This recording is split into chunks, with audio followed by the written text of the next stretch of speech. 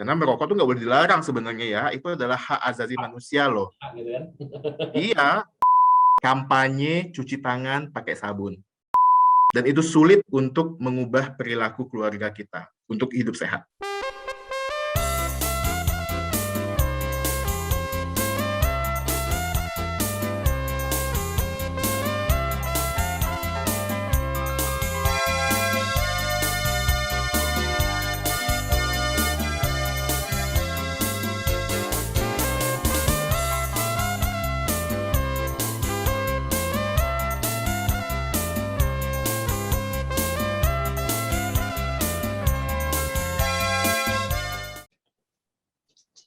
Oke, Assalamualaikum warahmatullahi wabarakatuh. Jumpa lagi dengan kami di Talk Podcast. Hari ini sesinya agak berbeda nih. Kita coba pakai, karena narasumber kita jauh beda negara. Jadi kita pakai virtual Zoom untuk podcast hari ini.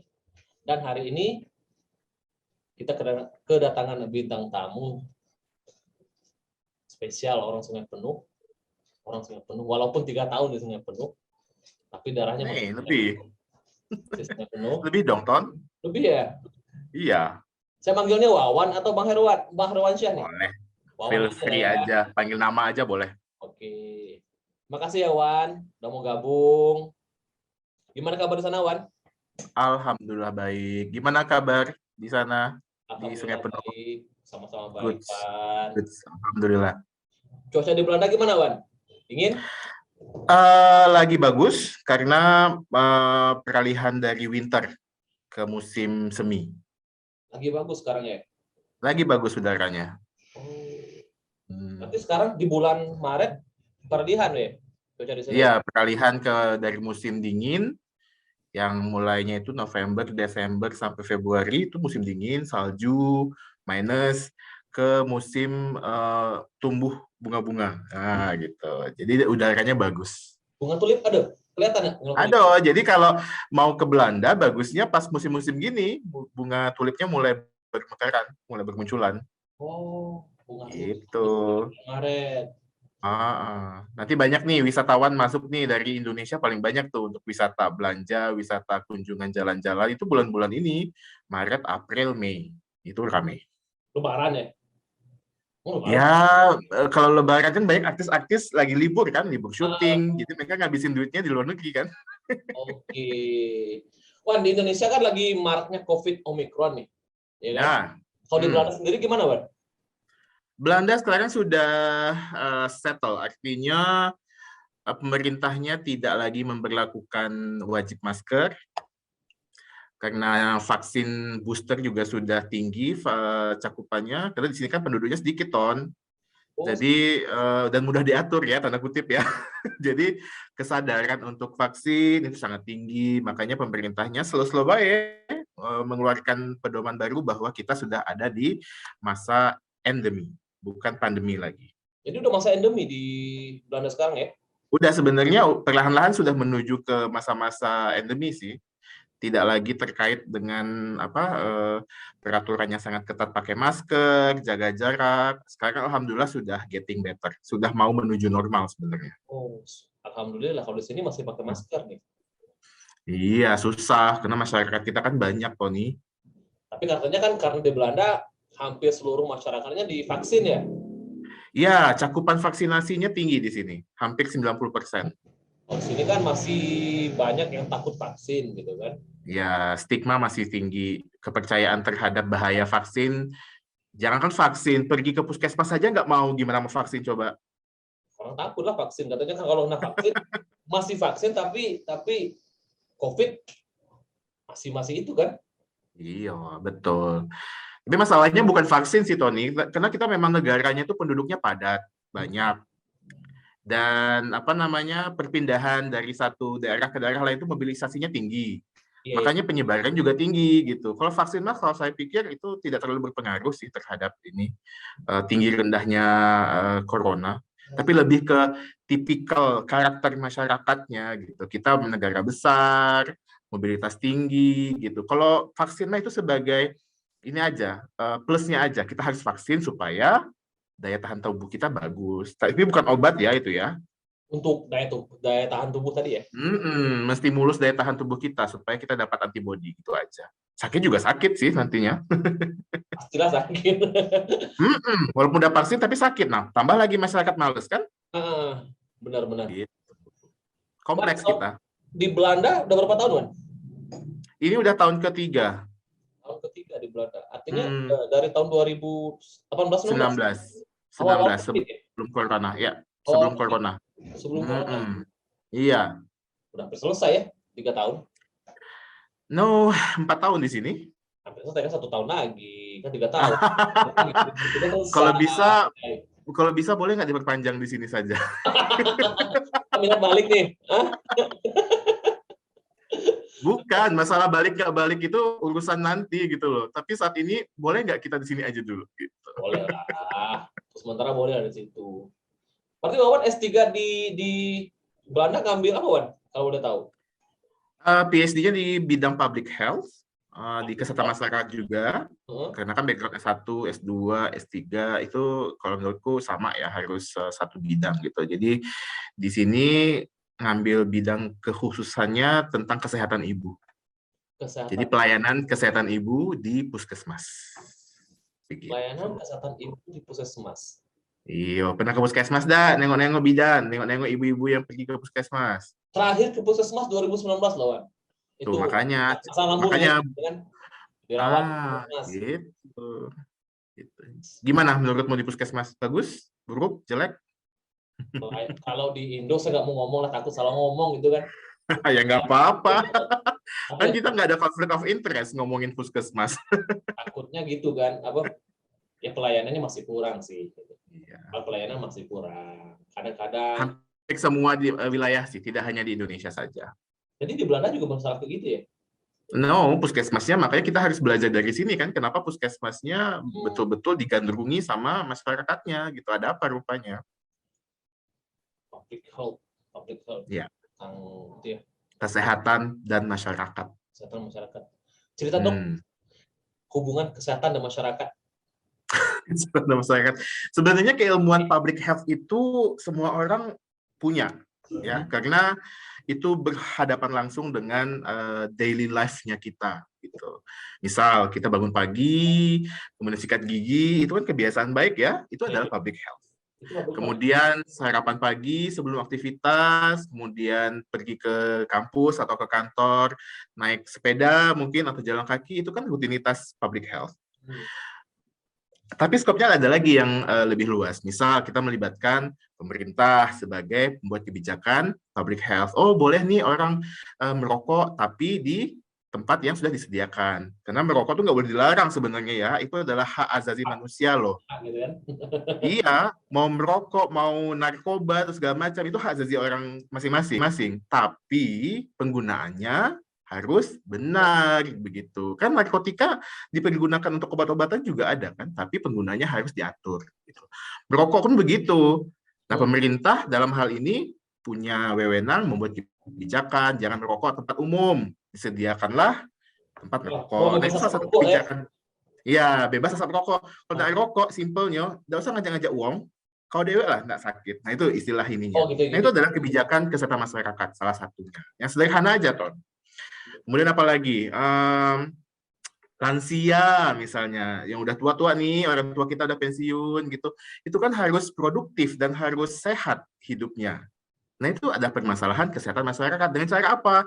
Dia ikut senam lansia di lingkungannya, dia harus jalan-jalan, dia harus ketemu rekan-rekan sebayanya sekarang. Itu buat dia bahagia. Nah, itu ada permasalahan kesehatan masyarakat. Supaya dia sehat dan berdaya di masa tua. Gitu. Itu public health. Ilmunya simple, Tony. Setiap orang punya basic public health sebenarnya.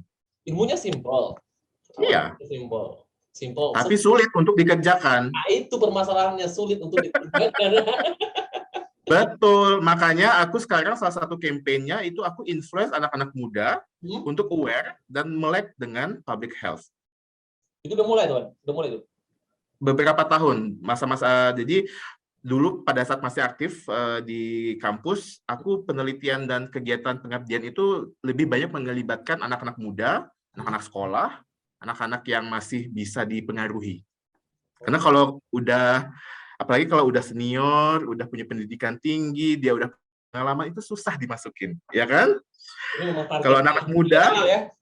iya, kalau anak sekolah, anak kecil, itu kan gampang kita recokin dengan hal-hal yang positif.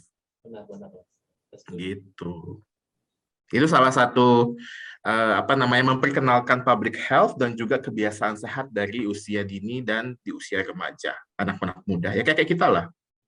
Saya masih muda ya, kayaknya masih muda. Masih muda. Kan belum ini kan, belum punya kan. Jadi Aduh. sorry, oke lanjut. Kita nggak usah cerita itu. Jadi perjuangan Wawan di Belanda gimana, Wan? Aduh, Awal-awal mulai kalau masuk ngomong Belanda nih, saya mau tanya awal masuk Belanda.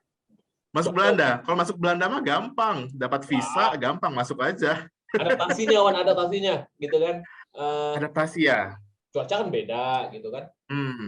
Budayanya Betul. mungkin kata Wan tadi ada yang sama, ada yang beda, gitu kan? Betul. Gimana, Wan? Jadi ada untungnya juga, Tony, semasa mudaku dulu, zaman-zaman kuliah, aku udah pernah terpapar dengan kehidupan luar ya, dan juga bertemu banyak orang, dan juga tahu culture-nya, mindset-nya, etos kerjanya bagaimana. Jadi pada saat aku sekolah S2 maupun S3, I didn't find any difficulties gitu. Untungnya, alhamdulillahnya tidak menjumpai hal-hal yang signifikan untuk beradaptasi.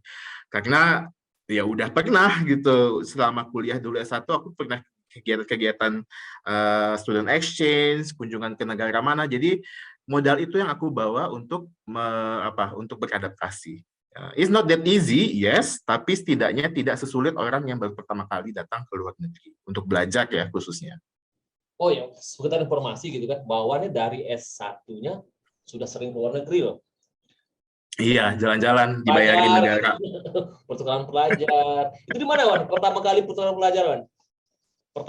Bermulanya itu dari kegiatan Duta Muda ASEAN, ya, dari Kementerian Luar Negeri. Ya, jadi cerita sedikit dulu sebenarnya pas masuk kuliah itu aku nggak mau kecimpungnya di dunia kesehatan sebenarnya. Pengennya tuh jadi diplomat karena suka ngomong, suka berinteraksi sama orang, suka ketemu orang, dan juga nengok diplomat tuh amazed aja ya karena bajunya rapi, dia everything gitu.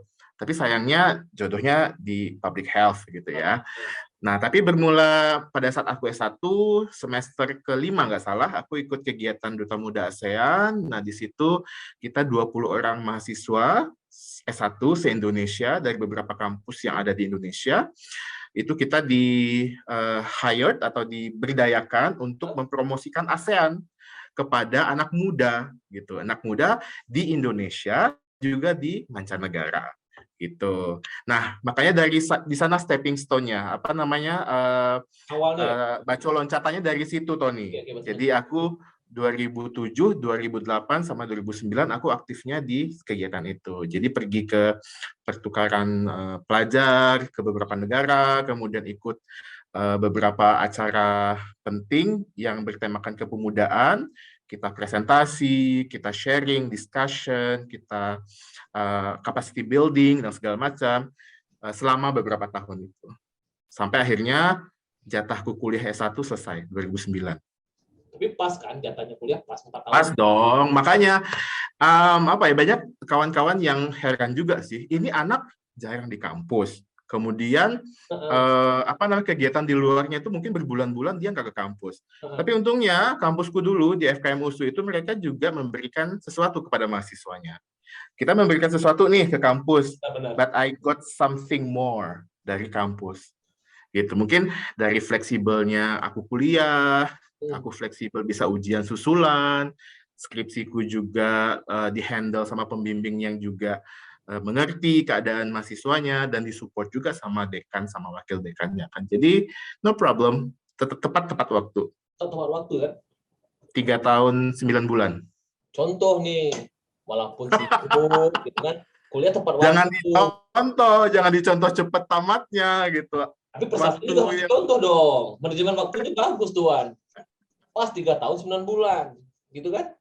Walaupun sibuk keluar Duta ASEAN. Jadi awal ASEAN di negara mana, Wan? Waktu itu aku penugasan pertama kali dapat ke India. Ke India. Yes. Jadi waktu itu temanya 100 pemuda ASEAN berkunjung ke India. Itu tajuknya. Kan negara ASEAN 10 tuh waktu itu, Timur Leste belum masuk. Jadi kita semua 10 negara ASEAN itu berkunjung ke beberapa wilayah di India. Gitu. Kita diundang langsung. Bagus loh strategi marketing India ini. Dia mengundang anak muda untuk memperkenalkan negaranya. Karena kalau dilihat dari kulitnya aja, India itu kan jelek ya, negatif stigmanya. Tapi betul, tapi sebetulnya kita keliru begitu. Dari sisi teknologi mereka tinggi banget itunya, pencapaiannya. Informasi teknologi, orang pintar pun banyak dari India loh sekarang. Ekonominya bagus, tapi karena masyarakatnya banyak, makanya ketutupi. Indonesia juga permasalahan itu. Indonesia masakan juga banyak kok. Iya, tapi kita bedalah ceritanya. Males deh, takut cerita. Waktu jadi duta ASEAN itu ikut seleksi atau gimana, Wan? Ya, betul, ikut seleksi. Dan aku juga waktu itu pesimis ya, karena kita anak daerah ya. Karena kebanyakan dari 20 itu, cuma aku sendiri yang dari luar Pulau Jawa. Jadi 19 teman-temanku itu kuliahnya kampusnya anak UI, anak Unpad, anak UGM, anak Erlangga, anak ITB. Dan background-nya HI gitu, karena memang bidangnya mereka kan kediplomatan gitu. Dan waktu itu kita yang memang background kesehatan cuman kita bertiga orang, satu dari Unpad, satu dari tiga. Aku dari USU, Kesmas, satu lagi dokter di Unpad, satu lagi dokter di Udayana. Nah sisanya itu anak-anak HI, anak hukum, anak apa lagi ya? Komunikasi, dan memang kerjaannya sehari-hari tentang itu kan, ngerjain kebijakan politik luar negeri gitu. Dan alhamdulillah kepilih. Susah juga ya ikut seleksinya. Rame ya ikut seleksi atau ketat seleksinya? Rame banget, ratusan mahasiswa yang apply kan. Ratusan mahasiswa. Nah, contoh kan, dari ratusan orang kepilih. Itu kan jadi batu loncatan Wawan, Pik. Benar. Tapi menariknya, Ton, coba tebak kenapa panitia tertarik memilih aku? Gaya komunikasi, Wan. Bukan juga. Kalah banget aku komunikasi sama teman-teman yang di Jawa. Apa coba? Simple. Penampilan? No, apalagi? Ini itulah yang itu sih, Bang. Kampanye cuci tangan pakai sabun. Itu awalnya? Yes. Jadi aku mengkampanyekan cuci tangan pakai sabun tahun 2007. Cuci tangan. Dan makanya mentorku sekarang pada ngejekin, Tuan, kampanye lu berlaku masa pandemi saat ini, gitu katanya. 3M kan? Masuk di 3M. Betul, jadi waktu itu kan kita nggak booming kan masalah cuci tangan kan. Maksudnya itu, iya, jadi tahun 2000-an itu belum booming. Nah, waktu itu aku mengkampanyekan cuci tangan pakai sabun ke anak-anak sekolah. Dan mereka interest, oh anak ini punya sesuatu mungkin ya, yang bisa di ini. Kenapa mengangkat cuci tangan pakai sabun? Karena simple aja, itu kan kebiasaan yang harus kita tingkatkan. Karena dari kebiasaan itulah yang akan merubah perilaku kita kan. Kebiasaan itu merubah.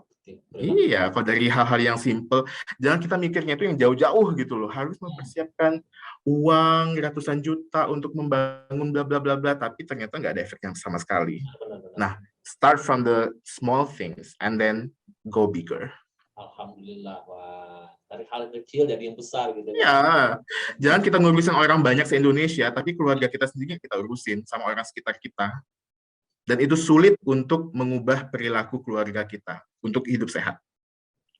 Sulit untuk mengubah perilaku kita untuk hidup sehat. Keluarga sekitar kita dan orang di sekitar kita itu paling sulit dibandingkan kita mengubah dan memberikan masukan kepada orang sekitar tentang perilaku hidup sehat.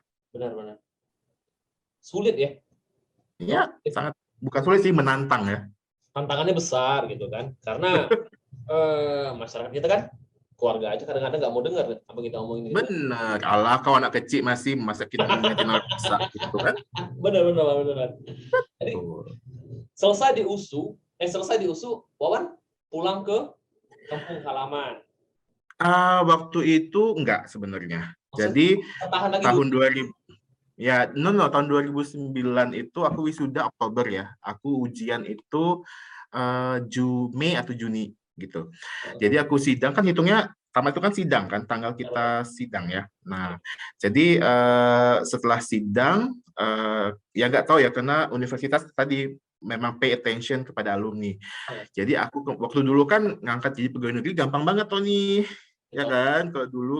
Belum. Nah, akulah masuklah ke dalam list untuk diangkat jadi pegawai negeri sipil di USU untuk dosen waktu Ya. itu.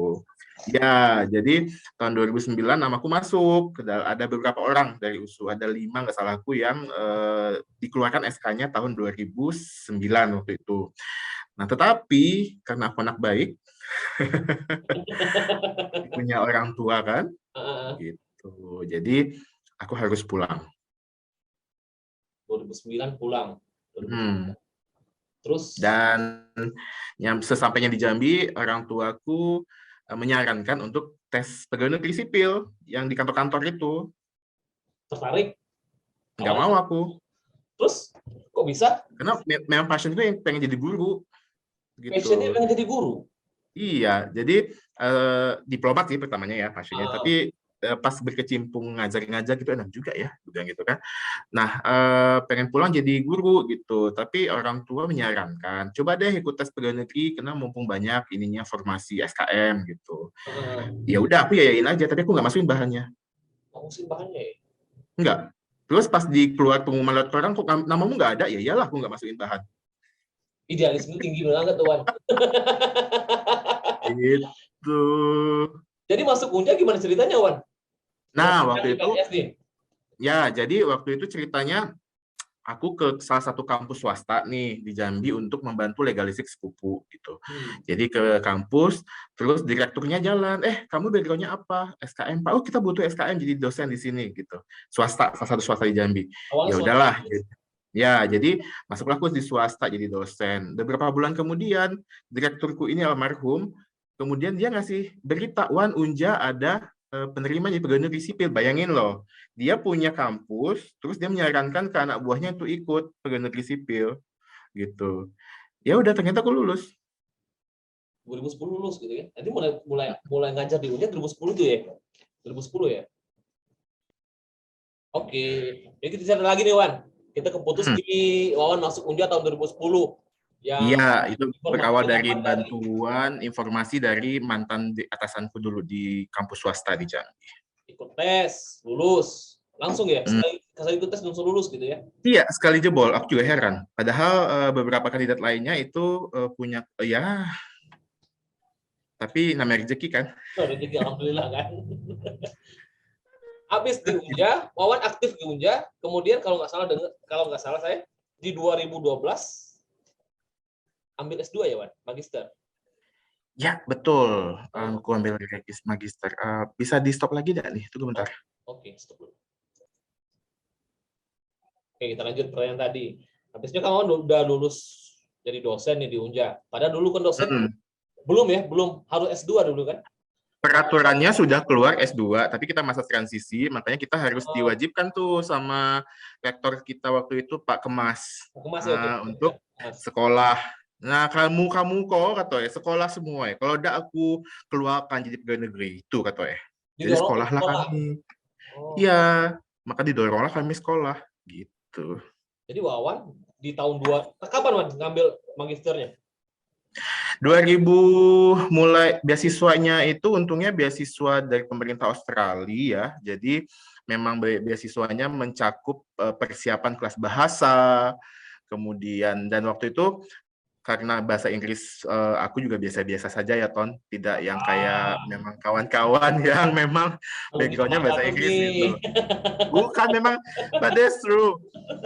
Jadi kita persiapannya butuhnya panjang gitu. Jadi S2-nya beasiswa di Australia. Australian Awards ya dari pemerintah Australia. Karena aku udah beberapa kali nyoba tes di beberapa kampus di Pulau Jawa, nggak lolos. Justru lolosnya di Australia. Jadi itulah ceritanya Ton, apa namanya, rezeki nggak kemana ya kan, benar, gitu kan. Jadi disuruh sekolah nih sama rektor. Jadi ya udahlah, pergilah tes nih rombongan nih, pergi tes di sini di situ. Ya tapi nggak ada satupun kampus yang menerima. Saking begonya gitu loh. Di Indo ya, di Indo ya. Iya, jadi ada beberapa kampus yang terkenal di Pulau Jawa lah ya. Ah, Nah, itu sebut aja yang di Depok, kemudian yang di Semarang, oke. kemudian yang di Jogja. Ah, Nah, di beberapa kampus besar ini aku pernah tes, tapi aku belum rezeki, nggak lolos. rezekinya lari ke Australian Australia apa tadi? Saya lupa. Australian Awards. Nah, jadi pada udah aku di posisi terbawah nih, kecewanya nih, kita Ah, harus sekolah nih, kalau nggak kita didepak nih sama rektor gitu kan. benar-benar. Akhirnya aku coba nih dengan modal yang pas-pasan, aku coba, jebol, one shot. One shot. Alhamdulillah. Dengan sekali coba, Terus kali itu, makanya. kok bisa di Indonesia Wawan ditolak nih, nggak bisa, nggak lolos. Well, itu masalah mungkin apa ya, kurang ini aja. It was not my day mungkin. Kurang dalam mungkin ya.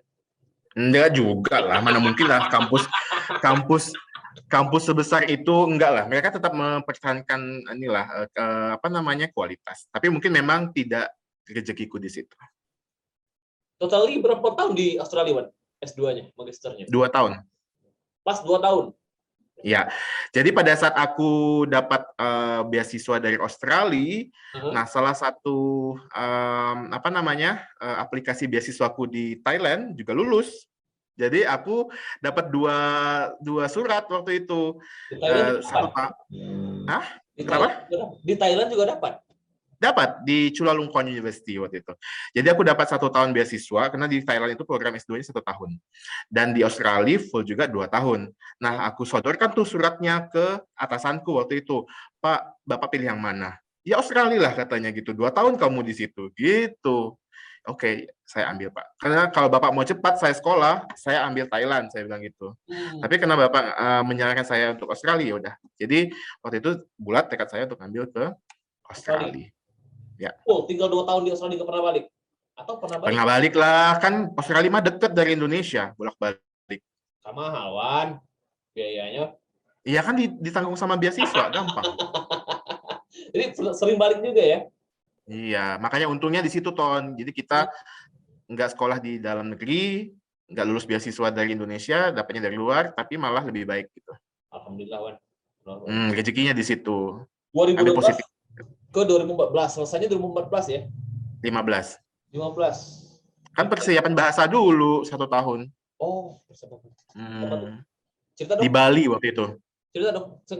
Kami belum ngerti nih. Di sini banyak yang belum ngerti. Jadi beasiswa Australia Awards itu dia mencakup seluruh komponen termasuk komponen persiapan keberangkatan.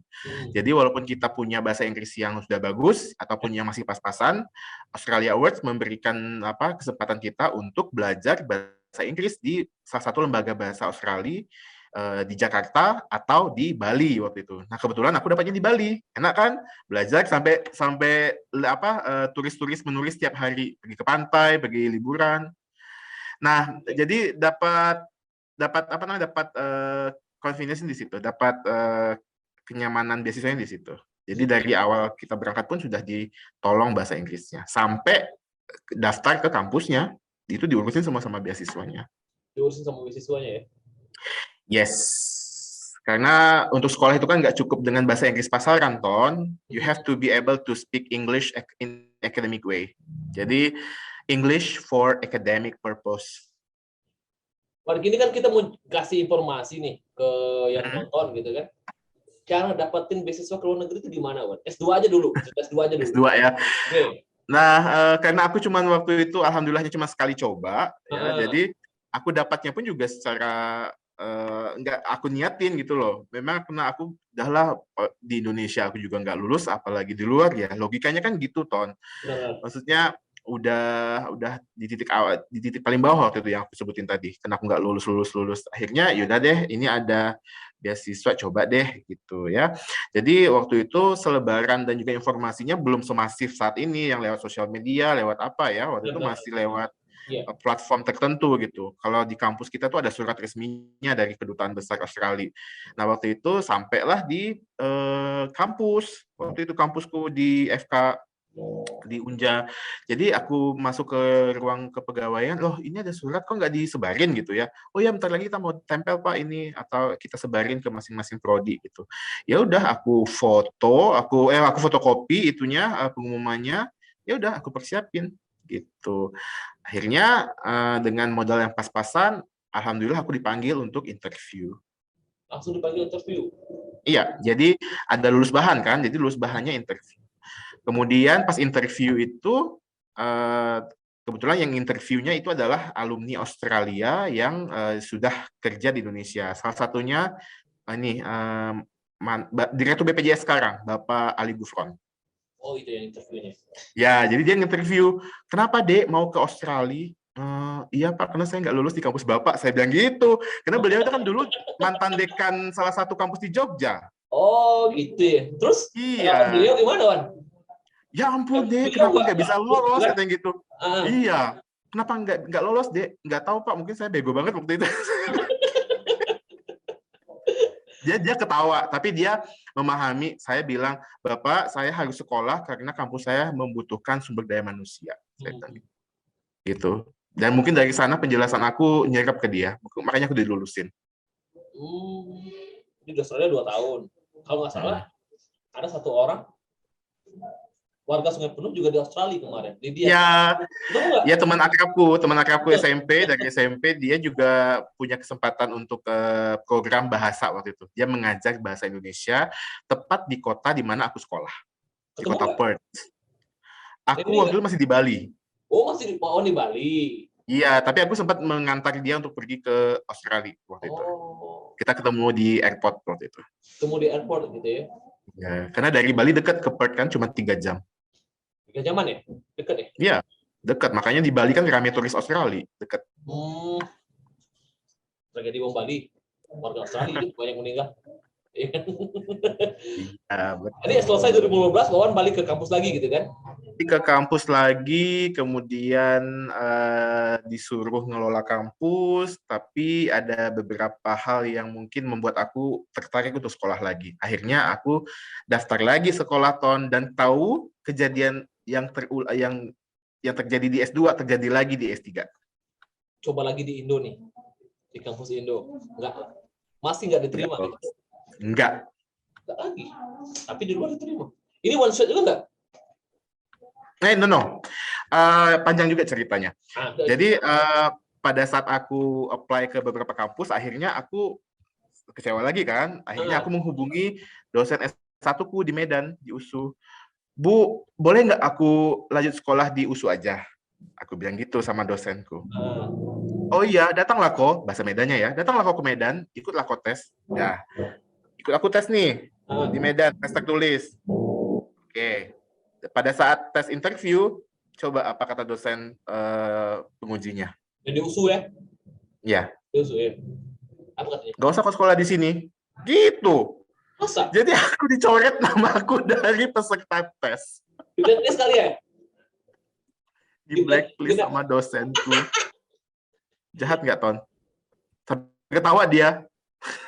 Yang gini, Wan. Kemarin kan Wawan nggak nolak. DS1-nya 2009, Wawan nolak gitu kan. Namanya udah masuk, gitu kan. Tiba-tiba Wawan nolak. Mungkin itu pertimbangannya. Mungkin. Bisa jadi kan. Mungkin ya, terbahak-bahak dia. Jadi, pas aku ngabarin aku udah di Belanda, tuh kan aku bilang apa? Nggak nyesel aku nolak kau kan di sini gitu katanya. Oke, Bu. I got your point. Ada hikmahnya ya? Ada hikmahnya. Dan aku juga apply beasiswa Indonesia loh, Ton. Tapi aku nggak lolos-lolos. Banyak coba apply di itu. Banyak. Beasiswa yang lagi hit sekarang ini di Indonesia, aku udah apply beberapa kali, aku nggak lolos. Nggak pernah lolos ya, Wan? Susah. Terus beasiswa dari kementerianku sendiri, tempatku bekerja juga aku nggak lolos. Nggak juga lolos. Di Indo nggak lolos. Tapi pas kok kepikiran Belanda gitu, Wan? Tiba-tiba di Indo nggak lolos nih. Dan ke Belanda jadi gimana, Wan? Kalau S3 itu sistemnya kan kita cari supervisor gitu. Jadi cari pembimbing dulu. Iya. Kita dapat pembimbing, kemudian pembimbing yang udah setuju, dia ngeluarin surat persetujuannya, dan surat itulah yang kita bawa sebagai modal mendaftar beasiswa. Untuk di Indonesia ya, untuk di Indonesia. Namanya Letter of Acceptance or Letter of Supports dari supervisor. Nah, aku udah apa namanya, udah punya tuh dari tahun setelah aku lulus S2 gitu. Karena Oh, supervisornya dosen udah ada ya? Iya, karena dosen pembimbingku S2 dulu, dia punya teman di Belanda, dia merekomendasikan aku, dia bilang, Wawan kamu nggak usah lagi deh kuliah di Australia lagi untuk S3-nya, coba deh di Eropa gitu. Nah ini aku punya temen nih di Belanda katanya, mungkin karena dia tahu kapasitas kita juga ya, jadi makanya dia langsung rekomendasiin aku ke temennya di Belanda, dan temennya di Belanda yang supervisorku sekarang ini suka gitu. Jadi aku punya surat LOE-nya itu udah lama, tapi beasiswanya nggak ada, Ton. Gitu. Jadi nggak bisa sekolah dong. Dari mana duitnya kalau kita mau ke Belanda, tapi nggak ada duitnya gitu ya. Nah, tahun 2017, akhirnya aku ikut short course, ikut pelatihan singkat yang dibiayai oleh pemerintah Belanda. Dan itu ke Amsterdam waktu itu ya, selama 2 bulan. Jadi dengan kesempatan itu aku langsung menjumpai supervisorku langsung secara langsung gitu. Yang selama ini aku cuma lewat email atau lewat Skype waktu itu. Nah, dari sana dia sangat suka. Oke, Wawan, kalau kamu nggak punya beasiswa, aku akan bayar, katanya gitu. Karena dia udah suka kita secara in person dan juga topik penelitian kita. Dia berani ngeluarin duit buat penelitian kita. Prof, saya bilang gitu. Tapi nanti dulu mungkin aku coba lagi deh beasiswa dari Indonesia gitu. Sampai akhirnya, iya dia karena dia udah kesel juga mungkin ya, ini anak kok kasihan banget gitu. Udah aku tungguin di sini, tapi nggak datang-datang. Iya, masih juga bergelut dengan beasiswa itu katanya. Sampai akhirnya tercetuslah dari mulutnya, aku akan bayar semuanya, your research expense, your life expense dengan biaya risetku, gitu katanya. Tapi aku nggak mau gitu. Akhirnya tahun 2019 dapatlah beasiswa Asian Development Bank. Nah, dana project dari 2019 dari ADB, Asian Development Bank, yang bekerja sama dengan beberapa universitas di Jambi yang memberikan proyek untuk membantu dosen sekolah S3. Nah, akhirnya aku dapat itu. 2019, akhirnya ya, 2019 ya. Iya. Dan aku laporkan ke supervisorku, akhirnya dia senang, finally you came to Netherlands, katanya gitu. Akhirnya berangkat nih, terbang ke berangkat dengan beasiswa Asian Development Bank. Beasiswa asing juga, Ton, duit asing juga nih, bukan duit kita. Jadi memang susah perjuangan untuk S3, Wan ya? Berat ya? Sebenarnya kalau menurut orang sih, kalau menurutku pribadi nggak susah ya. Karena yang susah itu adalah unek-unek di belakang itu. Perintilan-perintilannya yang susah. Apa aja tuh, Wan? Ya itu tadi, kamu harus apply beasiswa dan segala macam. Kalau proses S3-nya, aplikasi S3 itu sangat-sangat gampang. Apalagi kalau memang kamu sudah punya track record yang bagus ya, dari ada dosen pembimbing yang merekomendasikan, kemudian kamu bisa dan yakin untuk bisa survive selama S3, aku yakin itu modal yang cukup. Tapi perintilannya itu, beasiswanya itu juga penting kan? Karena sekarang kan kalau mau kuliah keluar, orang pasti mikir beasiswa gitu kan. Jadi kita mau belajar dari Wawan gitu kan, gimana tuh bisa dapat beasiswa gitu. Betul. Jadi jangan yakin, jangan nyerah gitu ya. Modal Betul. Yakin, jangan nyerah. Enggak juga sih, aku orangnya tuh nggak neko-neko, Tot. Aku tuh nggak terlalu ambisi dengan sesuatu. Dapat, enggak. Iya. Yakin nih, dapat. Yakin. Benar. Karena aku pikir, apa yang mau dicari lagi kan? Karena masa mudaku udah penuh dengan ambisi dan obsesi. Makanya udah terpenuhi pada saat aku dulu kuliah S1. Udah terpenuhi ya, udah sering jalan luar negeri. Udah. Iya, maksud aku udahlah apa yang dicari gitu ya. Kamu mau kemana lagi? Udah kelar gitu loh. Makanya waktu itu niatku pengen kuliah di Indonesia. Biar dekat sama keluarga. Tapi rezeki ya dikasih sama Allah, beda lagi ceritanya. Alhamdulillah Wan, udah dapat di Belanda gitu kan. Jadi ini kok motivasi nih bagi adik-adik yang nonton atau mahasiswa yang nonton. Ini loh contoh salah satu bentuk perjuangan dari Wawan nih. Jangan dong, jangan dicontoh karena kebanyakan kita orang udah lihat tayangan-tayangan motivasi, dia pengen jadi itu juga, tapi hanya beberapa waktu aja ininya nempelnya. Setelah itu dia hilang. Janganlah. Jadi harus. yang benarnya itu adalah be yourself. Apa yang kau butuhkan, apa yang kamu bisa lakukan, tapi jangan dipaksain gitu. Kalau mampunya kita di sini, ya di sini. Kalau mampunya kita di sana, ya di sana. Gitu loh, Ton. Makanya aku kurang setuju dengan banyak tuh teman-teman mahasiswa, ada di mahasiswa di kampusku. Aduh Pak, pengen banget gitu. Boleh memotivasi diri dengan itu, tapi kalau misalkan back to yourself, you cannot do that, jangan dipaksain. Tapi kalau misalkan bisa, ya kenapa enggak? Gitu. Kenapa Jangan dong jadi, kalimatnya gini? Kenapa bilang ke mahasiswa kalimatnya jangan dipaksain? iyalah Tony, ya ampun, jangan nambah orang gila ada di dunia ini. Takut-takutnya kan mahasiswanya nanti mentalnya down gitu. Dia udah yakin. No. Bilang, I mean gini, "Paksain." jadi makanya kita harus punya mekanisme coping yang baik. Artinya kalau kita nggak lolos di satu sisi, mungkin kita lolosnya di sisi yang lain, begitu. Nah, itu yang mungkin teman-teman ataupun teman-teman anak-anak muda yang kurang. Ambisinya itu aja yang besar, tetapi kalau nggak bisa itu gimana gitu loh. Nah, itu yang harus penting. Ya sama lah tadi Tony, kalau kita di Indonesia lah, atau di tempat kita lah. Aku pernah lihat juga nih podcast yang sebelumnya. Jadi pegawai negeri harus loh. Tapi kalau nggak bisa gimana gitu loh. Masa nggak kerja atau nggak bisa ngelakuin apa-apa, kan keliru gitu loh. Nah, makanya ya udah kalau misalkan ada kesempatan jadi pegawai negeri sipil, oke. Kalau enggak ya nggak apa-apa gitu loh. Nah, sama halnya seperti itu analoginya Tony. Benar. Segitu. Harus rangkauan. Berarti analogi seperti itu gitu. Jangan terlalu dipaksakan. Iya, dunia tidak akan berakhir kalau kita nggak lulus beasiswa sama nggak sekolah kan? Benar-benar. Gitu. Benar. Udah hampir 3 tahun di Belanda. Hmm. Kemarin katanya balik ke Rinci ya, Man ya? Iya, kan penelitianku di Jambi. Oh, Jadi penelitian penelitianku di Jambi, di beberapa puskesmas, di beberapa kabupaten kota di Provinsi Jambi, termasuk di kota kelahiran kita. Kota Sungai Penuh.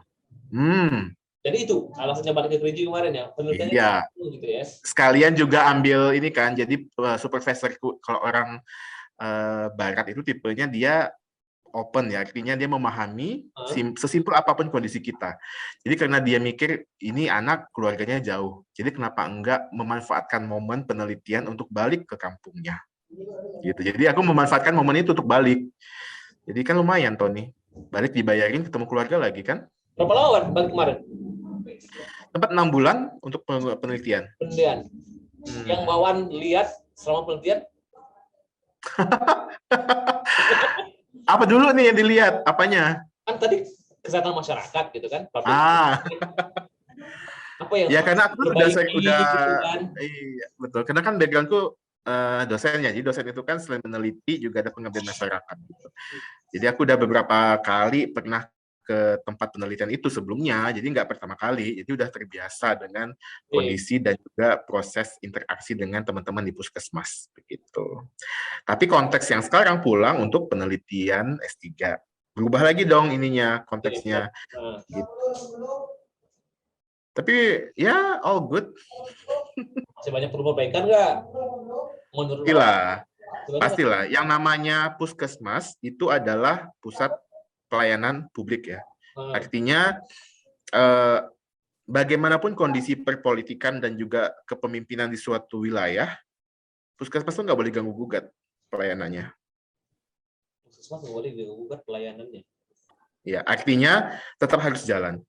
Siapapun yang menjadi pemimpinnya, siapapun yang jadi kepala dinasnya, pelayanan puskesmas akan tetap sama. Harus sama dan harus di-maintain untuk kualitas yang sama.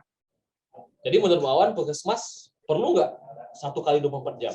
Atau tergantung ya. Puskesmas itu kan bukan rumah sakit sebenarnya ya. Jadi puskesmas itu adalah pusat kesehatan masyarakat, di mana masyarakat dibina dan diberdayakan di bawah puskesmas begitu. Jadi tempat program pencegahan di tingkat pertama yang dekat dengan masyarakat itu adalah puskesmas. Kalau mau sakit lebih parah lagi, ya rumah sakit lah gitu ya. Jadi konteksnya itu untuk yang 24 jam tadi sah-sah saja, tapi tergantung wilayahnya. Misal wilayahnya jauh dari rumah sakit nih.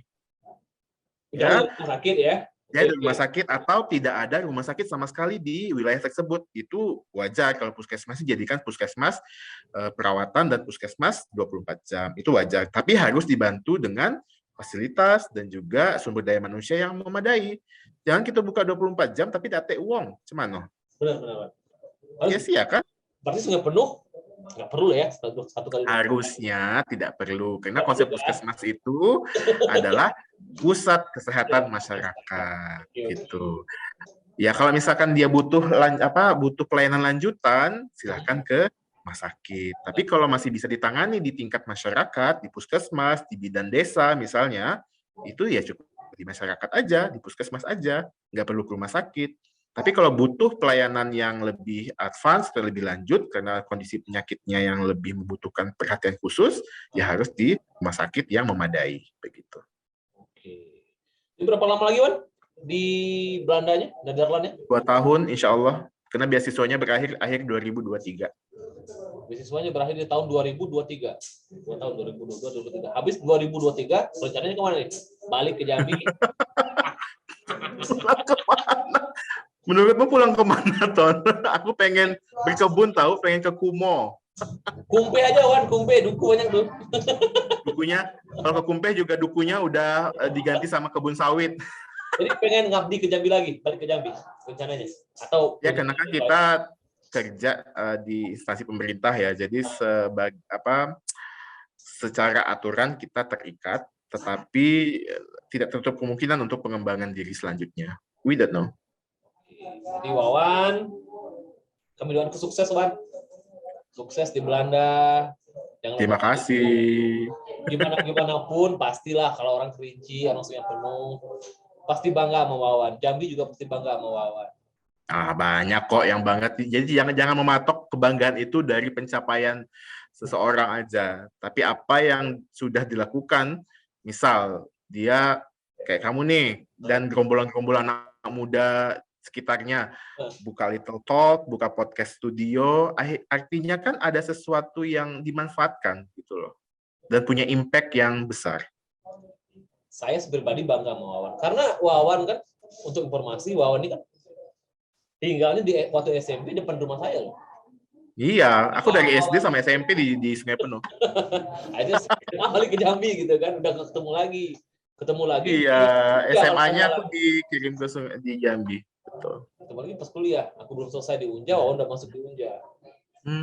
Oh iya? Iya, karena 2010 Wawan masuk Unja, aku belum selesai di Unja. I see. Jangan membuka cerita lama. Kita tutup di aja belakang cerita kan, lama. aku di belakang kan. Cerita lama banyak yang bagus loh kan. Serius. Banyak yang bagus sih. Ya? Kenang-kenangan Ya? banyak yang bagus kan. Wawan SMP juara umum kan? Juara umum. Dia. Ya, begitulah. Wawan juga punya nilai seni. Dulu kalau Ya, salah nyanyi apa? Ikut di Lahe ya. Ranggo ya, jadi Ranggo ya. Tim kesenian Rio Jayo. Rizko dulu ya. Masih ingat kan? Iya, sama gotong royong. Pokoknya masa-masa muda itu harus dimanfaati dengan hal-hal yang positif, Ton. Apapun itu. Jadi pada saat masa tuanya tidak terobsesi dan tidak terambisi dengan hal-hal yang menyesatkan. Ada pesan, Wan, untuk kawan-kawan yang nonton? Aku pesannya nggak ada sih sebenarnya, cuman lakukan apa yang kamu bisa lakukan saat ini. Kita punya mimpi boleh, ya mimpi itu punya setiap orang dan gratis lagi untuk bermimpi ya. Tapi come on, harus jadi orang yang logis gitu. Kalau misalnya merasa tidak mampu untuk melakukan hal itu, jangan dilakukan. Nanti bisa-bisa kita punya dampak negatif dengan kita, atau kita mencapainya dengan instan, ya, dengan hal-hal yang negatif yang nantinya tidak akan berbekas lama, gitu. Dan juga lakukanlah yang bisa bermanfaat bagi semua orang, walaupun itu hanya hal yang sedikit saja, hal yang kecil tapi punya impact yang besar, itu lebih diapresiasi, walaupun nggak sama orang, tapi sama Tuhan kita, ya nggak, Ton? Gitu. Jadi cari ketenangan hidup itu penting daripada kita sibuk sana urusan duniawi tapi nggak tenang. Gitu. So please be yourself. Itu aja sih kuncinya. Oke, dan anak-anak muda itu harus di ujung tombaknya. Anak-anak muda, anak-anak harus ujung tombak, karena tren sekarang anak muda itu membawa perubahan. Gitu. Betul, kita yang muda, yang berkarya, yang senior, yang mengayomi, itu dia. Gitu. Jangan pula berebutan panggung kan. Oh, aku ini. Makanya aku bilang tadi, penuhi obsesi dan ambisi semasa muda, sehingga nanti pas sudah tua, fine-fine aja. Tetap be yourself ya. Yes, be yourself and be happy. Oke Just Wan, it. makasih ya Wan ya, udah datang di sini Wan. Thank you Tony, thank you. Nanti Semoga kami sehat post selalu ya. dan sukses ya. Apa? Nanti kami post, kami kirim ke bawah. Oke.